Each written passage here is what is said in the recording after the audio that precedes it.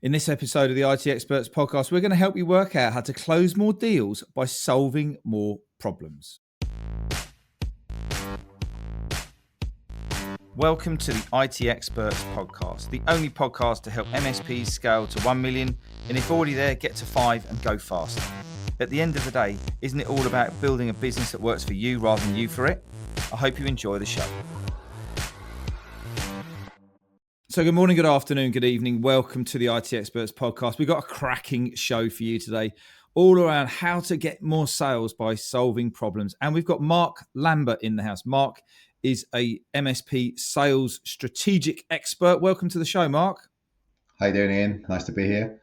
No, that's absolutely great. Thanks very much for your time in not only preparing the show, but for today as well. So what are we talking about? We're talking about how to close more deals by solving problems. And many times you hear me bleat and rant on, and many other people, about stop selling the tech. People are not buying the technology. They don't care whether you use Office 365 or you're using any particular vendor for your security stack or whatever it is.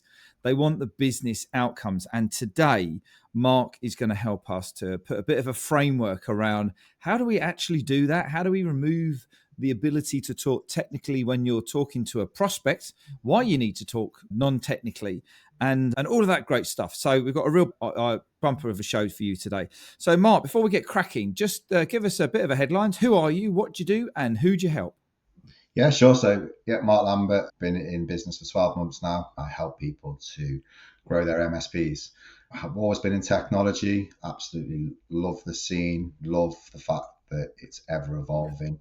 And sometimes technology goes too fast for even sales. So I basically go to MSPs and I talk to them about their business, their strategy, how that merges into the sales arena and how well that's going. Sometimes it's going great, sometimes not so good.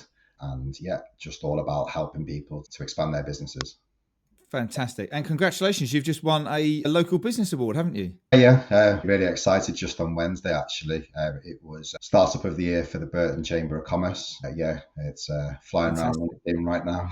Congratulations for that. We'll work on a national award for you next time, then the international, and then we'll start from there. So congratulations. Well done on that. Let's just talk about what is the problem here. So we've got sales. Most MSPs need new sales. Okay, need more leads. We did a podcast recently about why you don't need a salesperson in your MSP. So it's great that we're now going to talk about why you do need a salesperson in an MSP. So let's put some caveats and a little bit of context around that.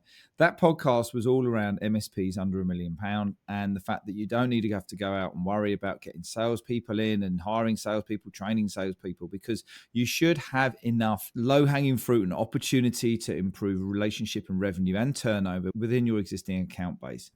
What we're talking today is when you get to the point of when you're normally a kind of a 7 or multi-7-figure MSP, you've got a really great solid account management, you've got a great operational base, and the business is working really well, and you want to supercharge it.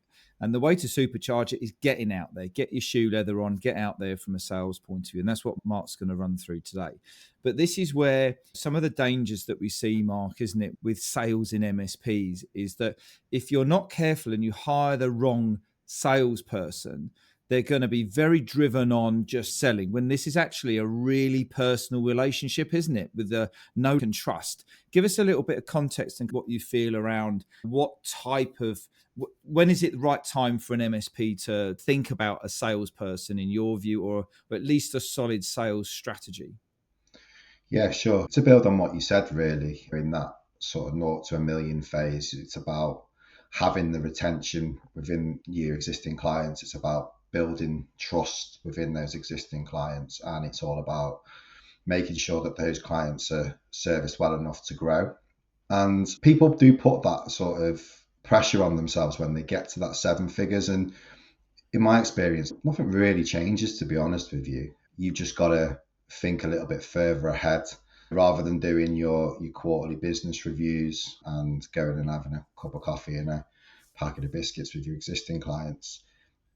It's got to be repeatable on a weekly basis, a daily basis from an outbound sales perspective.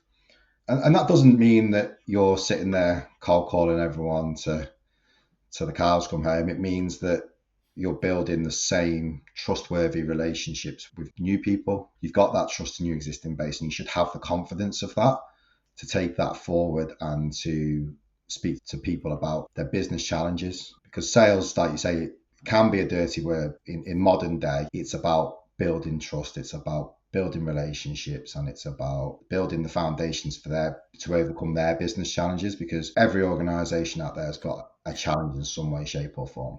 Yeah. So let's just talk about some timescales to start with, just to put some context around this. And I'm probably going to walk through the structure for the show today. I go to a networking event. I'm a new salesperson. I know my business, the MSP. I go to a new networking event and I'm starting to talk to people. This can be a 6 to 12 month thing, can't it, before someone's ready to buy in your relationship? What's your view on the timescale and setting expectations on from when you see someone who's cold, from a cold outreach point of view? They don't know you, but they don't like you, they don't trust you, they don't know that they need you. I think that's the most important thing. But what's your view on patience with sales?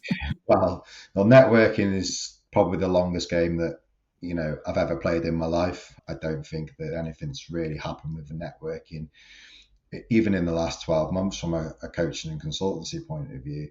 People know what you do, but they're hesitant to dip their toe into those deeper questions because they're anxious that you're going to get them, so to speak. And right, okay, they're going to get sold to. Yeah, and from an IT point of view, what works really well is don't mention IT. Don't mention IT. I find that when we start to introduce topics like productivity, data loss prevention, those types of topics pique people's curiosity, because they're not thinking about data loss because they're in their business. They're not thinking about productivity because they're in their business. But when you have real world problems like recently, the budget, it becomes a real world problem really quickly, and they're thinking, okay, where do I get this extra bit of cash flow or extra little bit of profit just to cover my overheads, let alone Yeah. And that's a really interesting point, because IT now, for me, is a standard in any business. If you want to grow, you have to be utilizing IT. Simplifying that IT journey is what's crucial to small businesses moving up to 250 seats, because they'll have a grasp of some of it, but they won't have a grasp of everything. And building that trust from a business level is fundamental, in my opinion. So whether you're putting out content around lead magnets to start conversations off, or whether you are talking to people at an event, or whether you're speaking at a local chamber of commerce or a learning lunch or something like that, don't mention. So we're actually going to a different level here, because I've always said don't sell the tech. But what you're now saying is don't even mention IT. Don't even mention it. Just talk about productivity, data loss. Can we mention the security word, cybersecurity? Yeah, definitely. Yep. It's huge, obviously. I think I'm seeing two things, really. I'm seeing the latecomers talk about it as cybersecurity, but I'm also seeing the sort of the pioneers drop that back into an expectation level now. We see on the news probably daily, if not maybe a little bit less frequently, but cyber attack this, cyber attack. There's an expectation there now from some end users that if you're a managed service provider, that you are going to take care of me. I'm effectively unloading all of my issues onto you, the managed service provider. And that can bring its own challenges within itself, of course. Yeah. Let's talk about what we call consultative selling. And I'm interested in getting your viewpoint on this, because your point is that this isn't just for one person, and this isn't just for the salesperson to do this, isn't it? This is the whole business needs to understand this. So how would number one, what's consultative selling? And number two, who needs to champion it across the business, and how do they champion it for it to become, so I guess it needs to become kind of part of the culture, part of the company way, doesn't it? Yeah, so you've got Jack the lad, wired boy, going around in his car, zooming around, seeing people, dropping off papers at the office, and then running off to the next one. The world's massively changed. We even can use technology now to not have to go back to the office as salespeople. But I think what a consultative sale is that we're able to understand the person that we're talking. That's really complicated in some aspects anyway, because we could be speaking to a CEO who has a different agenda to a CFO, who has a different agenda to a CTO.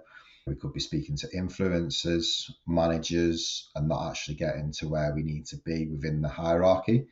Consultation is understanding who has what role within an organization and essentially bringing them all together to have this topical conversation. And in 2024, that really is all about the whole business, so the whole MSP, talking about their values, their route to market, their ideal customer, and having that into the marketing piece and storytelling. There's a lot of content out there on the web. And there's lots of video platforms, lots of blog platforms where people are reading and consuming content and making up their own mind who they align to because of their values. And brand value is a big part of that. And depending on what you're looking for as a consumer, because let's face it, all businesses are consumers, whether they like it or not, they've got to align or feel like they're aligning to somebody to be able to carry that conversation forward. And that's when you start to get into we've got a problem with phishing emails, we've got a problem with backups not backing up at the right time, slow internet because we back up at the wrong time, and things like that. And obviously all of those business challenges. I think what you've just laid out there, I think, is there's a chart here for you, Mark. I'll give this one to you for free.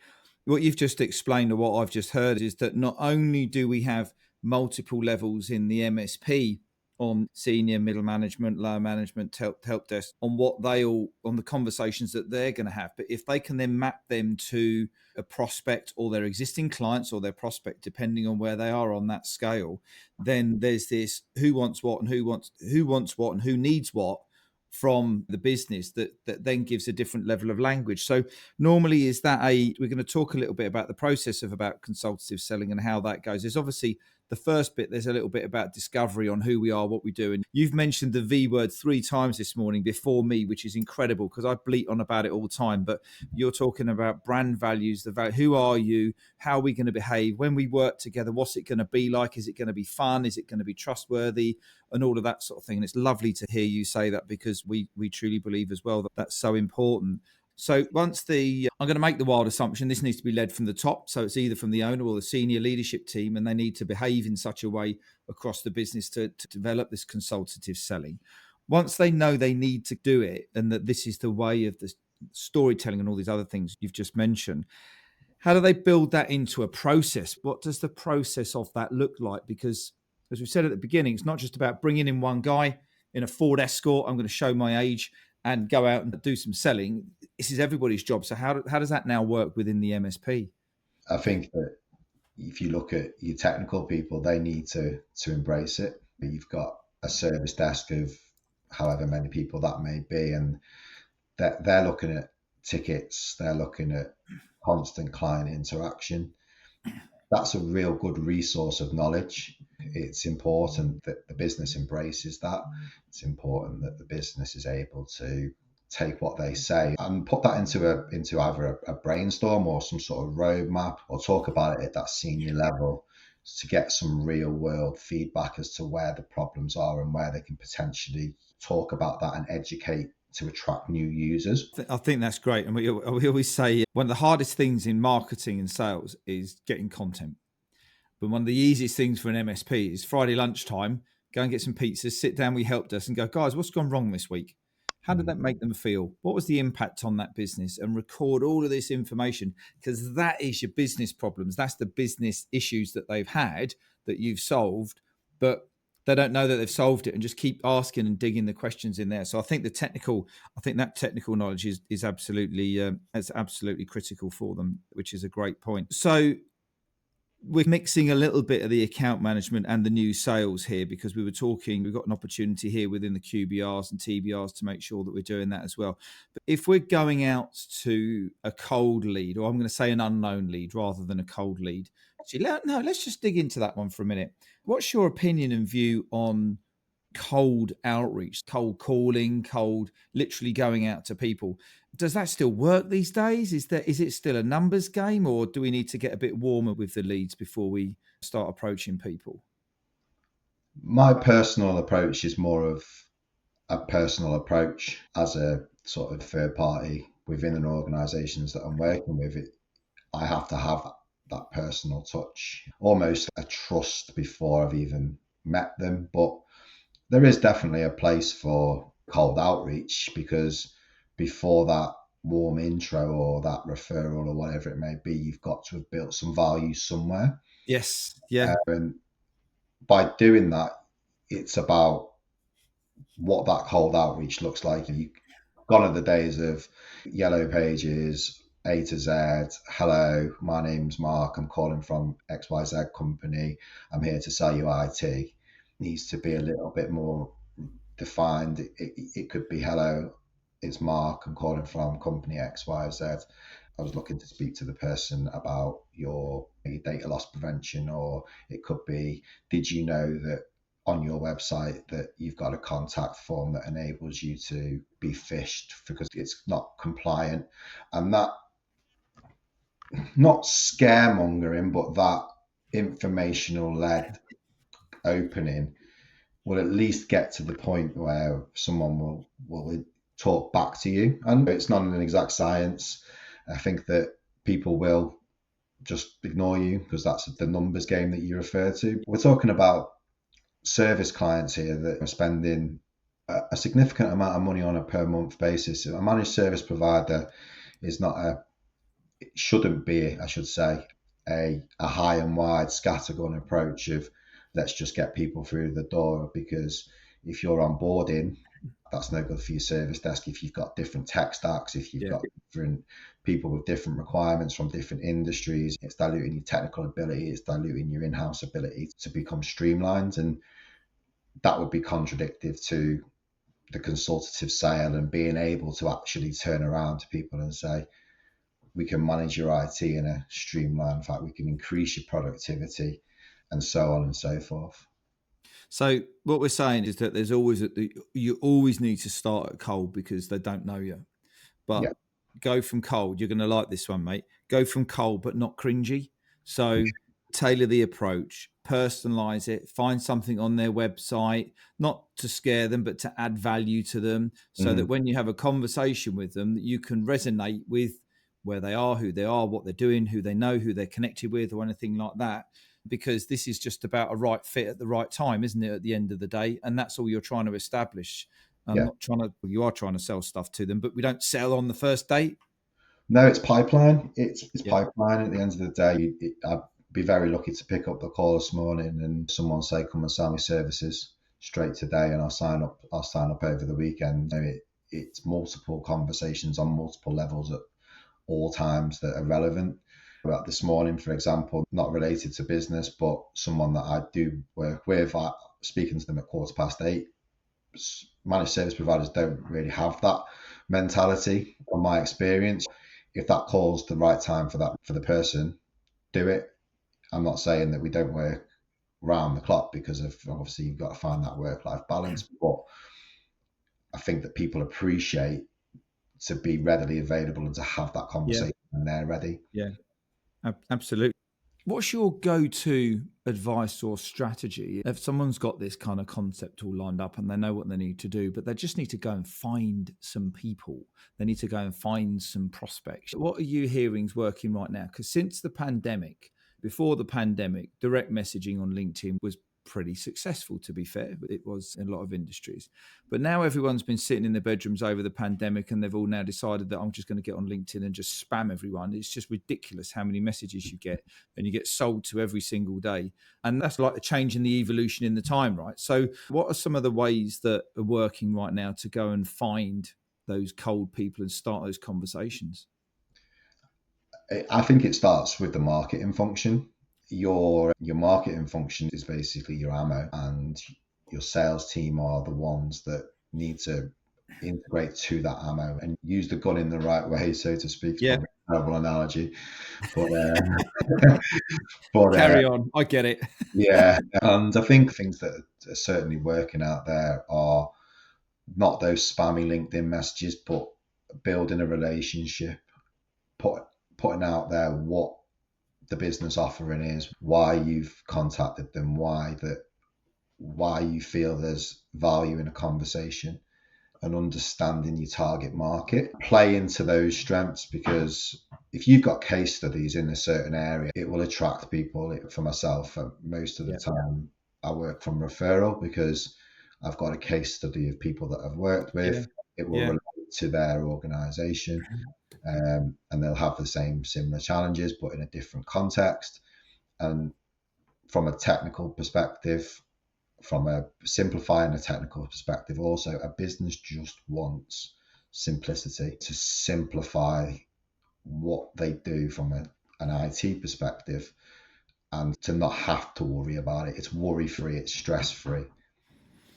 So what you've basically just said is build the relationships, build value in us connecting, not being a salesy, smash it in your face sort of thing. The one that just I will keep screaming about until there's no air left in my lungs is understanding your target market. And if you can then develop, as we talk about the marketing side of things, some lead magnets and some value-based lead magnets, so either the case studies or some quizzes or some assessments or things like that, where people can then resonate and move a bit further forwards. I think the latest stats I heard was that 70% of the buying decision will be made before they've even contacted you or before you've even spoken to them, so it's around that content journey and understanding that target market, which I think is great. Yeah, definitely. Like, technical world's massive on the back end. So you could be utilizing your vendors, you could be working with your channel managers to have a strategy behind what you want to talk about. Obviously, Microsoft right now, it's all about Copilot, productivity, things like that. Cyber, it's all about how you take those levels of cyber security and use them for cyber essentials, those types of outcomes where people are looking to speak in order to gain new business. Cyber essentials is something that is really quick, really simple, but if you can show as an IT organization that you're cyber essentials and you're working towards the higher levels of cyber essentials, that gains value, gains trust. Copilot, the same thing. Microsoft is an enormous beast now with the whole 365 stack. And I feel like if you're educating your clients on how they can make it work for their business, again, you're in a really good place. Just before we wrap up, Mark, it's been very interesting talking to you and just reinforcing, but also a few new golden nuggets in there. Let's just talk through the structure of a conversation if someone was having with somebody who might know what they need, but rather than selling it on the technical side of things, what sort of guidelines have you got to help identify an opportunity to solve a problem and then how you'd solve it? Because many MSPs go, well, I'm not going to tell them how to do it. Yeah, but they're not going to do it, are they? Because they don't know what they need to do, sort of thing. So if you were in a conversation with someone and you were sort of talking about productivity, for example, how would you see that conversation develop into oh, that's what we do with technology? Oh, tell me more about that. What does the lead up to that kind of sound like? So I've devised a discovery document. It's all about discovery. If you discover everything, every little nook, cranny about their business where there's a challenge, then they follow. As long as you're building trust in your gate and they believe in what you're saying. But let's assume that we're on a second meeting, we've had a good chat around whatever that may be for their business challenges, that to invite you back, that's probably a big step in a business owner's or senior leadership's type of cycle, because their time is valuable. Yes. So it's all, like I say, it's all about the discovery and how they follow. You want to be talking about security measures, you want to be talking about existing infrastructure, you want to be talking about real like simple ones at the moment, like the Windows 10. It's all over LinkedIn, it's everywhere, and people are trying to use that as an in. Again, productivity is another one, with like things like the budget, hiring, increasing costs. So I find that when you've done a discovery and you've got everyone there that is an influencer or a decision maker, and they're agreeing and they're bouncing ideas off each other in the rooms, the more that they talk, the more you can just slot in a solution. And part of being a salesperson nowadays is great active listening. Again, back to the sort of old age of Jack the Lad talking. Sales has actually flipped. It's about listening, and it's about finding the right solution to the business's issues. And as we said right at the top of the show, it's about that salesperson understanding the MSP, who they are, what they do, who they help, intrinsic, like in the deeper depths than anybody in the organization, so that you can then go and build that trust and not sell and add value. And then, as you say, it leads into those conversations when they are inevitably going to say, the prospect is inevitably going to say the line, is this something you can help me with? Yeah. Which in other terms means, can you sell to me, please? Exactly. And it's quite funny, actually, because you just used a word then that people may have not caught, which was intrinsic. When I was setting up my business, I actually wanted to call the business Intrinsic Consulting, because I wanted to be part of that business embedded into that business. And that's how I like to operate with my clients. Unfortunately, it was taken, and I'm not the best at marketing, so it just came up with Mark Lambert. I'm sure we could have worked out how to say it differently. But yeah, again, it's just that the ability to hone in on what the actual issue is, and don't be afraid to ask questions either. If you think you've spotted an issue, but you're a little bit hazy as to what that issue is, you need to ask maybe 2, 3, 4 questions more to get to that pain point. So making sure that you've got a discovery document, a good script that you can run through. I was actually talking to someone about this week who I'm doing a bit of mentoring for, actually, and it was just, he was about his confidence. He said, I'm just not confident when someone rings up and stuff. I said, well, just get a script. Let's just talk through a script. So we went through a script, and it's exactly like your discovery document, not necessarily for confidence building, but from a point of view of making sure I haven't missed anything off, and make sure I explore every single rabbit hole and every single avenue I want to dig in, because it's about finding the yeses, but it's also about finding the no's. If they're not a good fit for you, get them out your pipeline. If your discovery document and the conversation's going to be a bit clunky and they don't get IT and they haven't got a budget and they think they can do it all themselves, then get them out your pipeline. Stop following them. And it's that the measurement on that, is very simple, isn't it? Good stuff. Mark, what a great show. Thank you very much for this. And also, congratulations on your first podcast. I'm sure this will not be the last, because the channel will be listening to this. And before you know it, everybody will be reaching out saying, Mark, I need to get you on to talk about this great subject. Just before we wrap up, top 3 things. What do you think the biggest takeaways need to be from this show from the listeners today? Yeah, no, that's good. Thanks for having me on first podcast. No problem at all. I appreciate that. It was great. Really enjoyed it. So number 1, I'd say definitely embed consultative selling across the whole of your MSP. Everyone's got to be on board. No silos, right the way through service desk, marketing, senior leadership, sales. Plenty of conversation, creating that buzz around sales. Number 2, you've got to nail your discovery. We touched on it throughout. It's about knowing what you're going to ask. It's about not being afraid to go deeper on certain topics, because you're not going to hit all topics straight away. So nail your discovery process and then continue until you get to where you feel you've got enough that it's qualified. Because what you're trying to do there is, it brings me on nicely to point 3, which is you're trying to create urgency, but without pressure.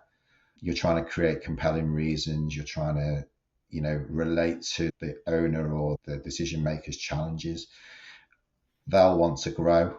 They'll want to be more profitable. They'll want to have more people. That's the nature of business worldwide.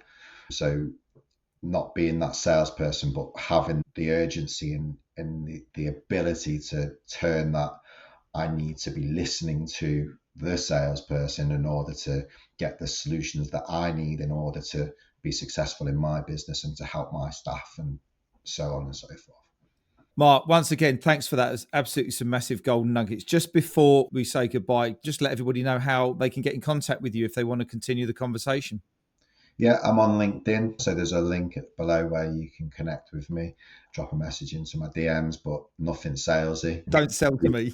We've been speaking about how it needs to be a little bit more subtle.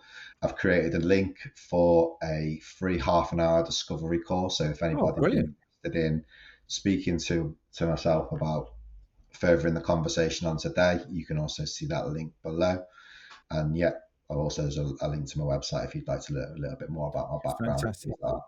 We'll put all those links in the show notes for the podcast and also in the show notes onto the website as well. So if you want to have a chat with Mark about some of the great work he's doing and help him get that national award, then that would be absolutely amazing. Once again, Mark, brilliant. Love the show. Loads of golden nuggets. Great stuff in there.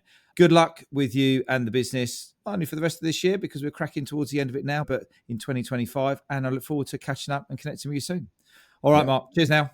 Just before you go, and if you're curious about how this episode links with the ability to scale your MSP to $1 million, or if you're already there, accelerate to 5, then we want to invite you to come and take the MSP Mastery Quiz.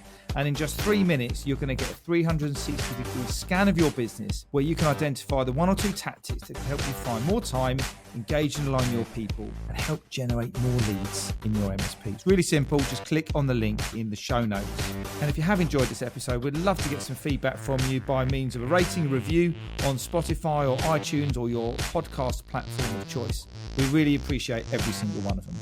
Now you can go and enjoy the rest of your day, and we look forward to catching up and connecting with you soon. All the best now.